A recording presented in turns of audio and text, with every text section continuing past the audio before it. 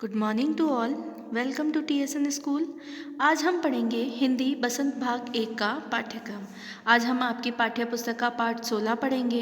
यह एक कविता है जिसका शीर्षक है वन के मार्ग में। इसके कवि हैं गोस्वामी तुलसीदास जी। देखो बच्चों, तुलसीदास जी के बारे में तो आप सब जानते होंगे। तुलसीदास जी ने राम भक्त की रचनाएं की हैं। जो तुलसीदास जी हैं वो हिंदी काव्य में भक्ति शाखा के प्रमुख कवियों में गिने जाते हैं। इन्होंने मुख्यतः भगवान श्री राम की भक्तिमय रचनाएं लिखी हैं।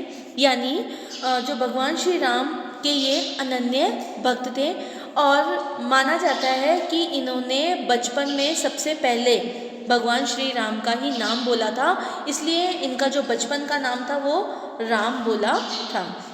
अब हम कविता की तरफ बढ़ते हैं कि कविता में किस बारे में बताया गया है। वन के मार्ग में, यानी जब भगवान श्री राम को अपने पिताजी द्वारा अयोध्या से वन जाने के लिए, मतलब 14 वर्ष के लिए जो वनवास मिला था, उस वनवास में जाने के लिए जब वो वन के रास्ते से, मतलब जंगल के रास्ते से गए, उसका वर्णन इस सवैयों के माध्यम से किया गया है। सवैये क्या होते हैं? आपने देखा होगा छंद, यानी जो कविताएं हम लिखते हैं उसमें एक सुर सा बन जाता है। जब लास्ट वर्ड जो होते हैं ना, तो जैसे दोहा होता है, सोरठा होता है, उसी प्रकार एक छंद होता है सवैया छंद। उसमें इन कविताओं को लिखा गया है। और ये कविता कब की है? जब उनके पिताजी द्वारा, मतलब भगवान राम के पिता राजा दशरथ के द्वारा उनको वनवास दे दिया गया था 14 वर्ष के लिए। उस समय वे अपनी अयोध्या नगरी से वन जाने लगे थे। उस समय में उनकी क्या हालत थी, वन में उनका क्या परिवेश था, इन सब का वर्णन यहाँ पर किया गया है। और ये कविता तुलसीदास जी की कवितावली ग्रंथ से ली गई है। और इस कविता की जो भाषा है वो थोड़ी अटपटी सी है, यानी ये जो भाषा है ना, ये ब्रज भाषा है। तो शुरू करते हैं हम कविता। पुरते निकसी रघुबीर बधु, धरी धीर दये मग दग्ध्वे, झलकी भरी भाल कनी जल की, पुट सुखी गए मरुधार वे, फिरी बुझती है चलनो अब केतकी, पर्णकुटी करी है कित द्वे, तिये की लखी आतुरता पिए की अखियाँ, अति चारु चली जलचवे। अब ये जो पंक्तियां हैं, ये जो आपकी पहला पद जो है इस कविता का, इस पंक्तियों में श्री भगवान चंद्र जी और सीता जी के वन गमन का, मतलब वन की ओर जाने का वर्णन किया गया है।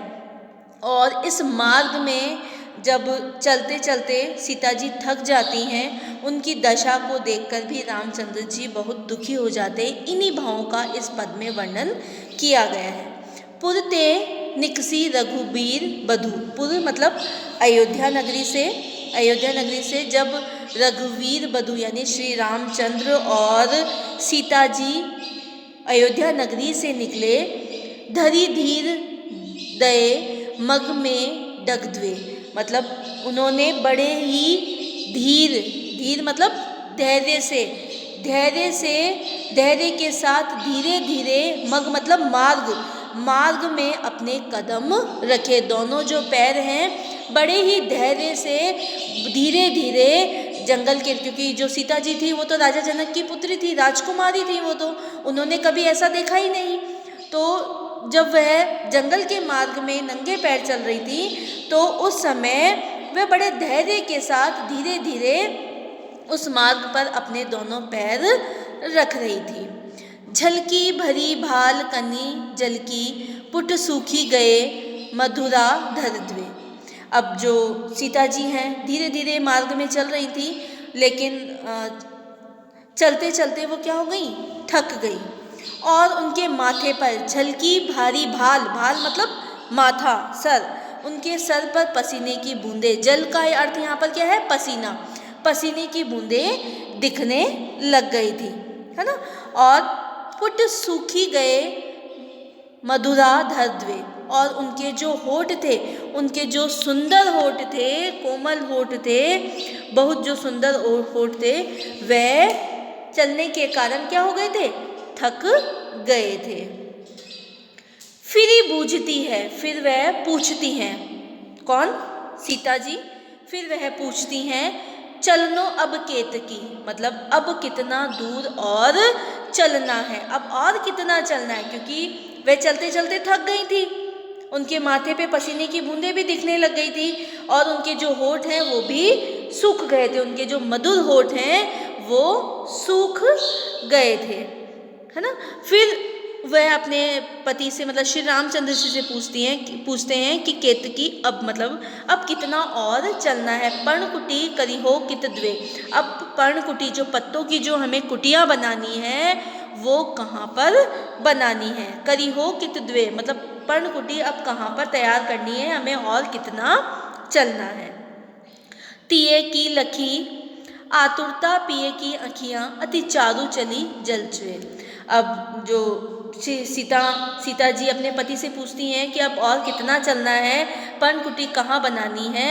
इस बात को सुनकर जैसे ही श्री रामचंद्र जी सीता जी की ओर देखते हैं, तिये की लखी मतलब पत्नी की ओर देखकर आतुरता पिए अखियाँ, मतलब उनकी जो रामचंद्र जी की जो अखियाँ हैं वो बड़ी ही व्याकुल हो जाती हैं, क्योंकि वे नहीं चाहते थे कि सीता जी इतनी परेशान हो, क्योंकि वह राजकुमारी थी और वह थोड़े विवाह के थोड़े समय पश्चात ही वन की ओर चले जाती है। तो ये जो सारी परेशानियां हैं वह श्री रामचंद्र से देखी नहीं गई और उनकी जो बहुत सुंदर जो अखियां थी वह उनकी आंखों में आंसू बहने लग गए थे, मतलब वह अपनी पत्नी की व्याकुलता को देखकर बहुत परेशान हो गए थे।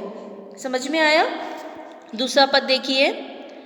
जल को गए लखनऊ है लारिक पारिक हो, पिए छां धरिक हुए ढाडे, पोछी पेसऊ बायारी करो, अरुपाय पखारियो हो भूभुरी ठाडे, तुलसी रघुबीर प्रिय विश्राम जनी के बैठी, बिलम्ब लो कंठक काडे, जानकी ना को नह लेख्यो, पुलको तनु बारी बिलोचन बाड़े। अब जो दूसरा पद है इसमें जो लक्ष्मण है, श्री रामचंद्र के साथ सीता और लक्ष्मण, माता सीता और लक्ष्मण दोनों वन में उनके साथ गए थे। तो जो लक्ष्मण हैं वो जल लेने के लिए गए, है ना, जल मतलब पानी लेने के लिए गए। तो सीता माँ कह रही हैं कि जो लक्ष्मण हैं अभी वो छोटे हैं, लारिका मतलब अभी छोटे बच्चे हैं, छोटे लड़के हैं। प्रिय छां धारिक हेठ हड मतलब अब वो सीता मैया अपने प्रिय से कह रही है कि जब उनको पानी लाने में थोड़ी देर लगेगी, इसलिए थोड़ी देर आप छाँव में खड़े हो जाइए। पोछी पेसऊ बयारी करो, अब आप थोड़ी सी देर खड़े हो जाए तो मैं आपका पसीना पोंछ देती हूँ और आप पर आपको हवा भी करती हूँ। अरुपाय परेखो बुभरी ढाडे, और जो चलने से आपकी गर्म रेत से आपके जो पैर जल गए हैं उस पर भी मैं क्या करती हूँ, ठंडा पानी डालती हूँ, मतलब आपके पैरों को भी थोड़ा विश्राम मिल जाए। पखारियों मतलब पैर, मतलब पाय मतलब तो पैर होते, पखारी मतलब जो चलने से हमारे जो पैर हैं गर्म रेत से जल गए हैं, भूभरी ढाडे मतलब गर्म रेत से जले हुए हैं, उन्हें भी थोड़ा आराम मिल जाएगा।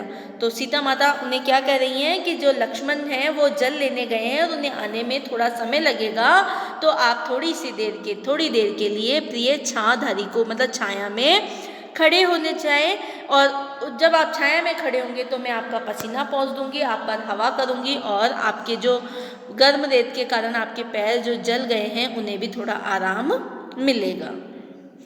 तुलसी रघुबीर प्रियाश्रम जानी के बैठी, बिलम लो कंठक काढ़े। अब जो तुलसीदास जी हैं वो कह रहे हैं कि जैसे ही वे जो श्री रामचंद्र जी हैं, रघुबीर मतलब श्री रामचंद्र, अपनी प्रिया मतलब सीता जी की बात सुनते हैं तो वह देखते हैं कि सचमुच सीता जी बड़ी थक गई हैं, उन्हें भी क्या करना है, विश्राम करना है। बैठी बिलम लो कंठक काढ़े मतलब वो भी उनको देखकर ये सोचते हैं कि जब तक मैं विश्राम नहीं करूँगा तब तक ये भी नहीं रुकेंगी, इसीलिए जो श्री रामचंद्र जी हैं वो विश्राम के लिए बैठ जाते हैं और अपने ही पैरों से जो कांटे हैं, जंगल में कांटे चुभ जाते हैं उनके पैरों में, तो उन कांटों को निकालने के लिए बैठ जाते हैं। जानकी नहा को ले लाख्यो, पुलको तनु बारी बिलोचन बाड़े।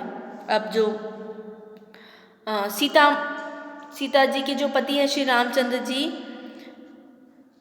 मतलब सीता जी श्री रामचंद्र जी के इतना स्नेह देखकर उनका जो मन है वो पुलकित हो जाता है, मतलब वो खुश हो जाती है कि श्री रामचंद्र जी ने मेरी परवाह करते हुए विश्राम किया।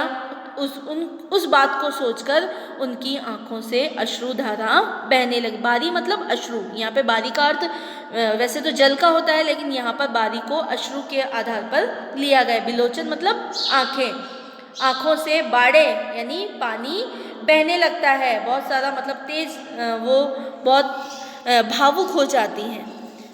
ठीक है ना। देखो इस पद में हमने पढ़ा कि जो रामचंद्र जी हैं वो अपने पिता की आज्ञा मानकर वनवास की ओर चले गए हैं। वन गमन का वर्णन मतलब वन में जाते हुए का वर्णन किया गया है, जिस समय उनके पिताजी ने उन्हें वनवास दिया था। और वे जब वे अयोध्या नगरी से जाने लगते हैं उस समय उनकी हालत क्या होती है, ये सारा वर्णन इसमें किया गया है कि मार्ग में चलते चलते सीता जी थक जाती हैं। उनकी दशा को देखकर जो श्री रामचंद्र जी हैं वो बहुत दुखी होते हैं। पहले पद में तो इसका वर्णन किया गया है, वह दुखी होते हैं और अपने प्रिय को देखकर व्याकुल होकर उनकी आंखों से आंसू बहने लगते हैं। इसी प्रकार दूसरे पद में जब लक्ष्मण पानी लेने जाते हैं तो वो कहती हैं कि आप थोड़ी देर विश्राम कीजिए ताकि आपका पसीना पहुँच दूँ, आप पर हवा करूँ, और जो आपके पैरों में गर्म रेत से आपके पैर जल गए हैं उसे भी पहुँच दूँ। ये सुनकर श्री रामचंद्र जी उनके स्नेह में इतने मतलब उनको देखकर कि जब तक वो विश्राम नहीं करेंगे तब तक वो भी नहीं करेंगी सीता जी, तो वह बैठ जाते हैं और अपने पैरों से ही कांटे निकालने लगते हैं। और सीता जी उनके स्नेह को देखकर पुलकित हो जाती है, यानी खुश हो जाती हैं और अपने उनकी आंखों से आंसू बहने लगते हैं। धन्यवाद।